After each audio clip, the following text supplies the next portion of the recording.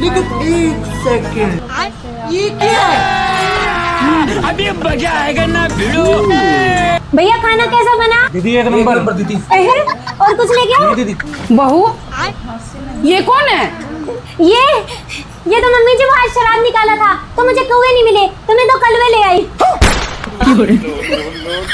पर श्राद्ध किसका निकाला है तूने? मम्मी जी आपका। कृष्ण जगन्नाथ प्रेमानंद, ये क्या हुआ? मम्मी जी मुझे याद था, आपने कहा था सामने वाली से 2 कदम आगे चलना।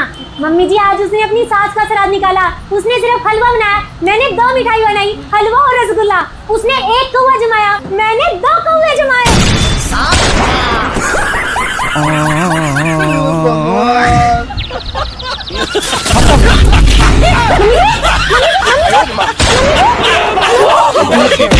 दीदी